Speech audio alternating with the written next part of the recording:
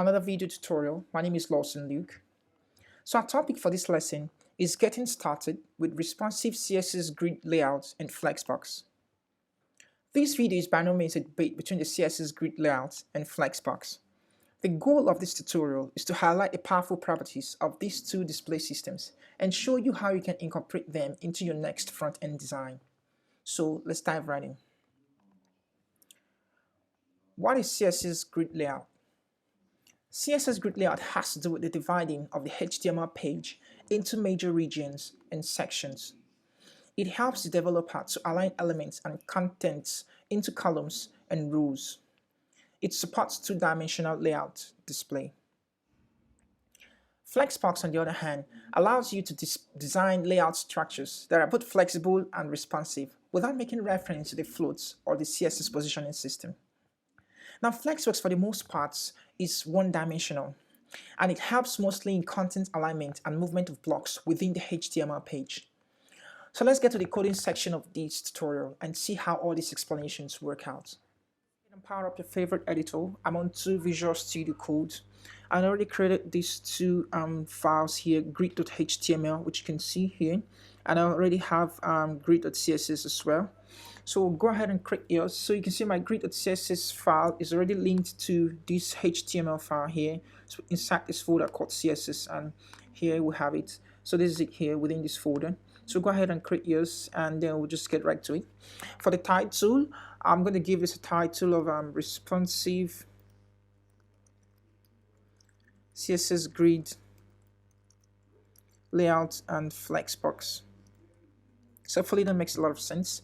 So what I want to do here first is to create a parent div container that will hold the child divs or elements within it. So I want to have 4 div tags inside a parent div. So I'm going to create a parent div first here. So I want to give this parent div a class of container. Container is a generic term anyway. It's not necessarily keywords here except using Bootstrap. But you can go ahead and use whichever keyword you want to use. Most people use wrapper. Yeah, so within this parent div tag, I want to have 4 div elements. So I'm going to have div here. So this should be, I'm going to call this 1, and I'm going to give it a class of d1.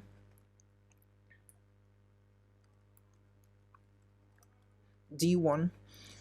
So I want to have this replicated out. So I'll just, if you want to VS Code editor, press your Shift, your Alt, and then your down arrow keys, and just we have this. So this should be D2, this should be D3, this should be D4. So here we have 1, 2, we have 3, and then we have 4.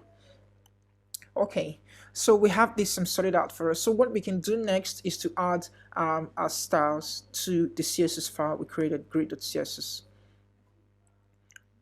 Okay, so I'm going to save this and go ahead and save this.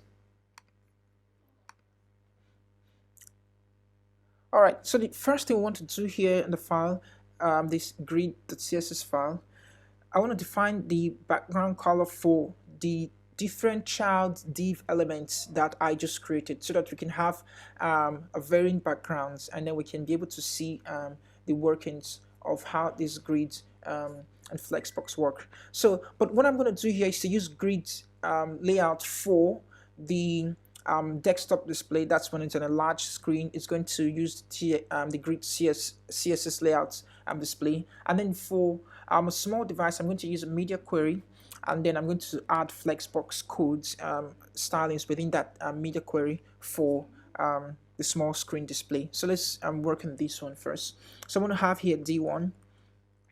So for the background color here, I'm going to give this a color of light of sky. Let me use sky blue here. So I'm going to give this D2. So I want to give this slate blue background color. So call this some slate blue. For D3, I want to give him background color of let's call this steel blue. For D4, I want to give background color of saddle brown. Okay, so hopefully. Now for the parent div, I want to I'm going to call it by its class name, container.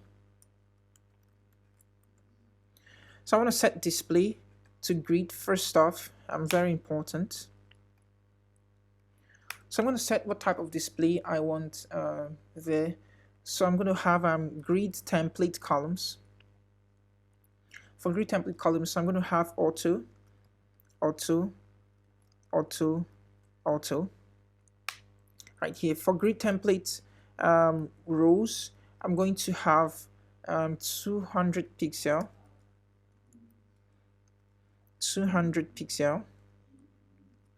I'm into 4 places because I have 4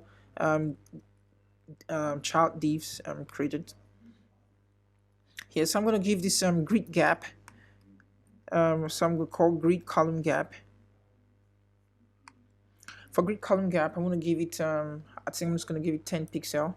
Nothing too frivolous.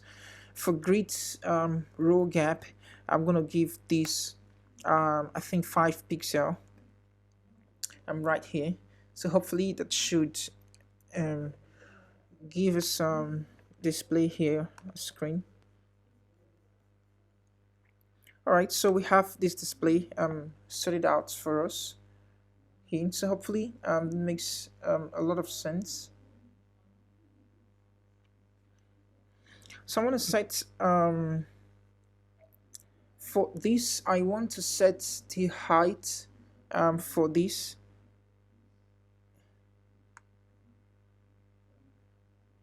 Here, so I think I have a problem. So this should be pixel. Here, okay. So now we have a very nice display. Okay. So next, I think I'm just going to leave the height out of this. So let's see how we can. Let's go back to the page. 1, 2, 3. I'm going to set font size. Just increase the font size a little. So remember, just do that down here. Font size. See for 40 pixel. Here. Okay, so now opposed to this repetition here, what we can do, instead of calling auto, we can use this repeat feature, and then you pass the number of times you want it to repeat, and then with a comma, and then pass the value you want the auto. Or you can use the value 100%, 50% as well. It works fine. So to just separate them into that percent that you've stated there. So you can see pretty much the same thing there. So you can also go ahead and use the same repeat feature for this one here. Works the same way. I think I'll just change it so that you can see. So here I want to use repeat as well. So this should be 4 and this should be 200 pixel. Save this. And then we'll refresh, and it will still have the same display as you can see right here. Now I have a mobile emulator which I'm going to test this. So you can see I'm onto this guy's mobile browser emulator. It's a Chrome extension. You might want to try it out. I think it's a great one to use. So I'm going to click on this here, and I'll just use this. So now you can see you have this here. 1, 2, 3. This is the mobile emulator. But what I want to do here is not having this, because most times I might have contents within here, and having this stacked up together isn't so nice. So what I can do is that I can use Flexbox to make sure that each of these div, when it's on a small screen, they stand on their own. That's a standalone div here, there. So to do that, I'm going to use media query for that. So I'm going to target at media. Only screen, and some same max width of I think choose 480 pixel, 480 pixels. Okay, so when it's on, when the maximum width is 480 pixel, it's going to render these styles that I want to put in here. So I'm going to set one for the container here. So display now, instead of calling grid, would be flex. Okay, very important as well. So I'm going to set flex direction here. So the flex direction should be column. So I want to set flex wrap. Flex wrap should be say wrap. You could use no wrap if you don't want the contents to wrap.